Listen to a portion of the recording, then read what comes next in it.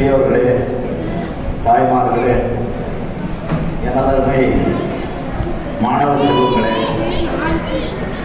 மேடையில் அமர்ந்திருக்கக்கூடிய தலைவர் பெருமக்களே, இங்கே சிறப்பு பேச்சாளர்களாக வாழ்த்துறை வழங்க வந்திருக்கக்கூடிய பெரியவர்களே, உங்கள் அனைவருக்கும் உன்னுடைய தெரிவித்துக் கொள்கிறேன்.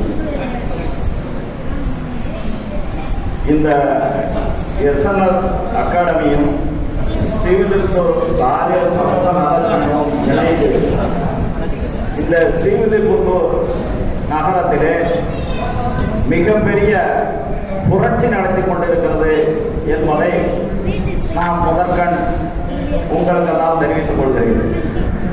இது மாதிரியான நிகழ்ச்சி நமது சமூகத்தைச் சேர்ந்த முக்கியமாக ராஜபாளையம், அருப்புக்கோட்டை,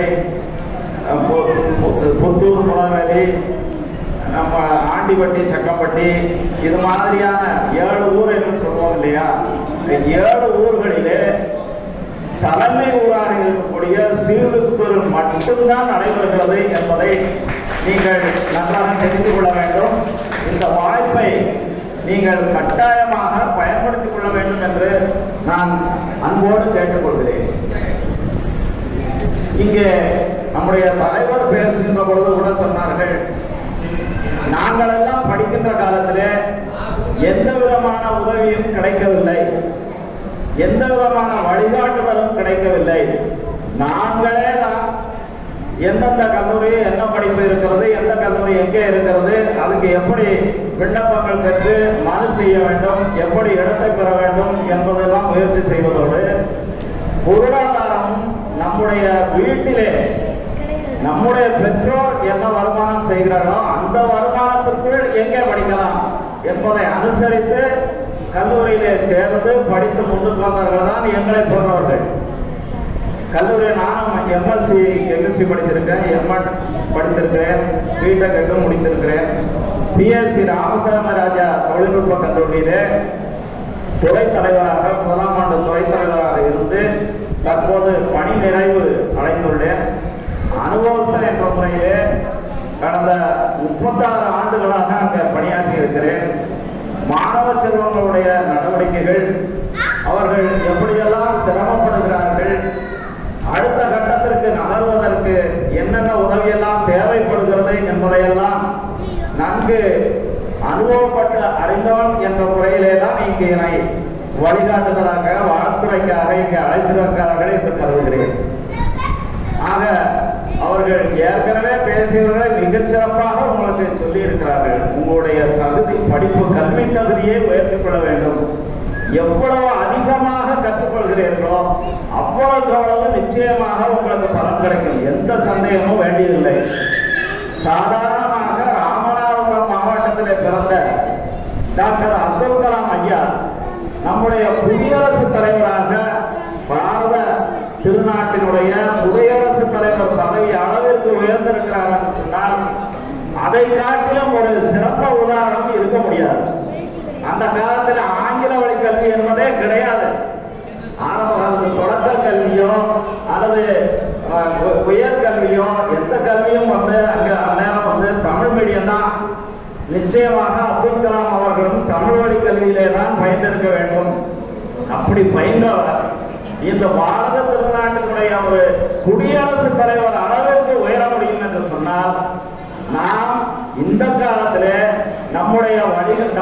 நமக்கு வழிகாட்டுவதற்கு இவ்வளவு பெரியவர்கள் நமக்கு உதவி செய்வதற்கு தயாராக இருக்கின்ற போது நாம் எந்த எல்லையை அடையலாம் என்பதை நன்றாக மனதிலே வைத்துக் கொண்டு உங்களுடைய முயற்சிகளை அதை நோக்கிய பயணமாக இருக்க வேண்டும் என்று நான் அன்போடு கேட்டுக்கொள்வேன். அப்போ ஒரு கல்வி என்று சொன்னால் எவ்வளவு உயர்வாக எவ்வளவு தூரம் படிக்க முடியுமா? இப்ப பிடெக் படிக்கிறீர்கள் என்றால் எம்டெக் படிக்கலாம், பிஹெச்டி படிக்கலாம், ஆராய்ச்சி செய்யலாம். இப்ப சாதாரணமாக ஆராய்ச்சி என்று சொல்லவும் தான் எனக்கு ஒரு நினைவு வருகிறது. தெய்வசாந்தி என்ற ஒரு மேடம் நம்முடைய கருசிலிங்கம் பல்கலைக்கழகத்திலே இயற்பியல் துறையிலே பணியாற்றிக் கொண்டிருக்கிறார். எங்களுடைய கல்லூரியிலே பிஎஸ்சி ராமசாமராஜா தொழில்நுட்ப கல்லூரியிலே அவர்கள் இயற்பியல் ஆசிரியராக இருந்தார்கள். அவர்கள் அதற்கு பின்பாக கருசலிங்கம் பல்கலைக்கழகத்திற்கு சென்றார்கள். அங்கே ஆராய்ச்சியிலே ஈடுபட்டிருக்கிறார்கள். அவர்கள் இன்றைக்கு உலக அளவிலே நானோ டெக்னாலஜியில சிறந்த ஒரு விஞ்ஞானியாக இருக்கின்ற காரணத்தினாலே உலக அளவிலே பல்வேறு நாடுகளுக்கு சென்று அவர்கள் உரையாற்றும் அளவிற்கு உயர்ந்திருக்கிறார்கள். சட்டப்படியை சார்ந்தவர்கள் தான். அதனாலே நாம் பிறந்த ஊரோ பிறந்த சமூகமோ நாம் குறைவானது. நாம் ரூரல் ஏரியாவில் வளர்ந்து விட்டோம், கிராம சூழலிலே நாம் வளர்ந்து விட்டோம், தமிழ் வழி கல்வியிலே தான் நாம் பயின்றிருக்கிறோம். நாம் மேலும் முன்னேறுவது கடினம் என்று தயவு செய்து யாருமே நினைக்க வேண்டாம். ஏனென்றால் அவர்கள் சொன்னது போல ஒரு 3 மாதங்கள் எங்கிட்ட கேட்டா 3 மாதமே அதிகம் தான். 3 மாதங்கள் கிட்டத்தட்ட ஒரு செமஸ்டர் எண்டுக்கு போயிடும். ஆரம்பத்தில் 1 மாசத்துக்கு புரியாத மாதிரி இருக்கும். அவங்க பேசுறதை நாங்கள் சிரத்தை எடுத்து இது போன்ற ஒரு குறிப்பேடு அல்லது நோட்டு வைத்துக் கொண்டு என்னென்ன வார்த்தைகள் எல்லாம் உங்களுக்கு புரியவில்லை அவற்றையெல்லாம் எழுதி கொண்டு கண்டிப்பாக உங்களிடம் ஒரு அகராதி இருக்க வேண்டும். ஆங்கில தமிழ் அகராதி இருக்க வேண்டும். அந்த அகராதியில என்னென்ன வார்த்தைகளுக்கு பொருள் தெரியவில்லை அவற்றையெல்லாம் நாம் தெரிந்து கொண்டு எழுதி மேலும் மேலும் வாசித்துக் கொண்டே இருந்தோம் என்று சொன்னார். நிச்சயமாக அனைத்து வார்த்தைகளுக்கும் உங்களுக்கும் பொருள் தெரிந்துவிடும். அப்படி பொருள் தெரிந்துவிட்டால் உங்களை மிஞ்சுவதற்கு ஆளே என்ற நம்ம மிகவும் தைரியமாக ஒரு நிச்சயமா என்ன சொல்லலாம் அப்படின்னு கேட்டீங்கன்னா, சாதிய சமூகத்தை சேர்ந்தவர்கள் மிகவும் மதிநுட்பம் வாய்ந்தவர்கள் என்பதை இந்த சுற்றுவட்டாரத்தில் நாம் பெரும்பான்மையாக இருக்கக்கூடிய அனைத்து மக்களும் அறிவார்கள். ராஜபாளையமாக எடுத்துக்கொள்ளலாம், அல்லது சிறுகுளத்தூராக எடுத்துக்கொள்ளலாம், அல்லது ஆண்டுபட்டி சக்கம்பட்டி எடுத்துக்கொள்ளலாம், அல்லது அருப்புக்கோட்டை எடுத்துக்கொள்ளலாம். இந்த ஊர்களிலே இருக்கக்கூடிய அனைத்து பள்ளிகளிலும் எந்த பள்ளியை எடுத்துக்கொண்டாலும் சரி, இந்த சுற்று வட்டாரத்தில் இருக்கக்கூடிய கல்லூரிகளை எடுத்துக்கொண்டாலும் சரி, அந்த பள்ளிகள் அல்லது கல்லூரிகளிலே நம்முடைய மாணவர்கள் டாப் 10 மாணவர்களை எடுத்துக்கொண்டால் நிச்சயமாக நமது சமுதாயத்தை சேர்ந்த மாணவர்கள் தான் இருப்பார்கள். அந்த அளவுக்கு மதிநுட்பம் வாய்ந்த மாணவர்கள் நம்முடைய மாணவர்கள், நம்முடைய குழந்தைகள் எல்லாம் அறிவாளிகள். அவர்கள் எதையும் சாதிக்க தகுதி வாய்ந்தவர்கள். ஆனால் அவர்களுக்கு தேவை இந்த வழிகாட்டுதான் தான் என்பதை நன்றாக புரிந்து கொண்டுதான் இந்த ஸ்ரீவில்லிபுத்தூர் நகர் சங்கம் இன்றைக்கு உங்களுக்கு ஒரு வழிகாட்டுதல் நிகழ்ச்சியை நடத்தி கொண்டிருக்கிறது. இங்கே கல்லூரியில் இருந்து கூட உங்களுக்கு ஆட்களை வரவழைத்து எங்களை சார்ந்தவர்கள் இது போல பேசினாலும் கூட உங்களுக்கு தனிப்பட்ட முறையிலே விவரங்கள் மேலும் மேலும் தெரிய வேண்டி இருக்கலாம். அந்த விவரங்களை அந்த கல்லூரி சார்ந்த பெரியவர்கள் உங்களுக்கு சொன்னால்தான் மேலும் உங்களுக்கு தெளிவாகும் என்ற அடிப்படையில் அங்க கல்லூரியில் இருந்து ஸ்டால்கள் போட்டு அங்கே வர சொல்லி அவர்கள் மூலமாகவும் உங்களுக்கு வழிகாட்டுதல் செய்கிறார்கள். அப்ப எவ்வளவு பொறுப்புடையவர்கள் என்பதை நன்றாக சிந்தித்து பாருங்கள் நண்பர்களே, மாணவமணிகளே. நீங்கள் எல்லாம் இந்த சந்தர்ப்பத்தை மிக நன்றாக பயன்படுத்திக் கொள்ள வேண்டும்.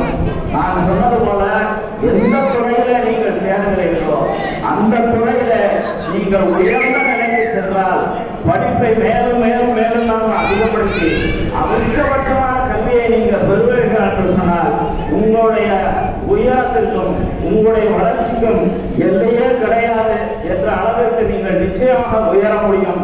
ஆகையால எந்த துறை கிடைக்கிறது என்பதை பற்றியெல்லாம் நீங்கள் கவலைப்பட வேண்டாம். உங்களுக்கு எது ஆர்வமாக இருக்கிறதோ அதில் சேருங்கள். பிஎஸ்சி மேத்ஸ் தான் படிக்க மேத்ஸ் படிக்க, பிசிக்ஸ் படிக்க பிசிக்ஸ் படிக்க. நான் எம்எஸ்சி கெமிஸ்ட்ரி படித்தேன், கெமிஸ்ட்ரி படிச்சிருக்கா கெமிஸ்ட்ரி படிக்க, கம்ப்யூட்டர் சயின்ஸ் படிக்க கம்ப்யூட்டர் சயின்ஸ் படிக்க. இது பிடிக்கிறதோ எதில் உங்களுக்கு ஆர்வம் இருக்கிறதோ அந்த ஆர்வம் இருக்கக்கூடிய துறையை தேர்ந்தெடுத்து அதிலே மிகச்சிறந்த வல்லுநராக நீங்கள் ஆவீர்கள் என்று சொன்னால் நிச்சயமாக உங்களுடைய வளர்ச்சிக்கு எல்லையே இல்லை என்பதை நன்றாக நினைவில் வைத்துக் கொள்ளுங்கள். நம்முடைய இன்ஃபோசிஸ் சேர்மன் நாராயணமூர்த்தி அவர்கள் இன்ஃபோசிஸ் கம்பெனியை ஆரம்பிக்கின்ற பொழுது 4 பேர்கள் சேர்ந்து அந்த கம்பெனியை துவங்கினார்களாம். 10,000 ரூபாய் ஒரு ஆளுக்கு 10,000 ரூபாய் போட்டு ஆரம்பிச்ச கம்பெனி தான் அந்த இன்ஃபோசிஸ் கம்பெனி. இன்றைக்கு இந்தியாவிலே 2வது இடத்துல இருக்கிறது. டாடா கன்சல்டன்சி சர்வீசஸ் என்ற முதல் நிலையிலே சாஃப்ட்வேர் துறையிலே இருக்கக்கூடிய கம்பெனி. அதற்கு அடுத்தபடியாக இன்ஃபோசிஸ் தான் இருக்கிறது. நாராயணமூர்த்தி என்பவர், அவருடைய மனைவி, இன்னும் 2 பேர் சேர்ந்து ஒரு 4 பேர் சேர்ந்து 40,000 ரூபாய் போட்டு ஆரம்பிச்ச கம்பெனி இன்றைக்கு பல்லாயிரக்கணக்கான கோடி ரூபாய் பெருமான உலக அளவிலே மதிப்பு பெறக்கூடிய ஒரு நிறுவனமாக இந்தியாவிலே உலகத்திலே வளர்ச்சி அடைந்திருக்கிறது. ஆகினால் இன்றைய நிலையை வைத்து நீங்க எந்த அளவுகளும் வைத்துக் கொள்ள வேண்டாம். நீங்க அடையக்கூடிய இலக்கு உயர்ந்த இலக்காக இருக்க வேண்டும். நீங்க பெறக்கூடிய கல்வி மிகச்சிறந்த கல்வியாக இருக்க வேண்டும். நீங்கள் கல்வி கற்றுக்கொண்டே இருக்க வேண்டும். எவ்வளவு கற்றுக்கொள்கிறீர்களோ அந்த அளவிற்கு மேலும் மேலும் உயர முடியும். உங்களுடைய முயற்சி மட்டும்தான் தேவை. முயற்சி செய்ய செய்ய செய்ய மேலும் மேலும் வளர்ச்சி அடைவீர்கள். உங்களுடைய உயரம் சொல்ல முடியாது, உங்களாலேயே நிர்ணயிக்க முடியாது, நீங்களே கற்பனை செய்து பார்க்க முடியாது. ஆனால் முன்னேற வேண்டும் என்ற துடிப்போடு முயற்சி எடுத்துக்கொண்டே இருந்தால், செய்து கொண்டே இருந்தால் நிச்சயமாக மிக உயர்ந்த இலக்கை நீங்கள் அடைவீர்கள். அதை நாங்கள் பார்க்க போகிறோம், மகிழ்ச்சி அடைய போகிறோம் என்பதை தெரிவித்துக் கொண்டு இந்த வாழ்த்துறை வளர்ந்ததற்கு வாய்ப்பு கொடுத்த சங்கடமைக்கும் இந்த சிவிலுக்கு சாலை சமூக நலச்சங்கத்திற்கும் நன்றியை தெரிவித்துக் கொண்டு அன்போடு விடைபெறுகிறேன். நன்றி, வணக்கம்.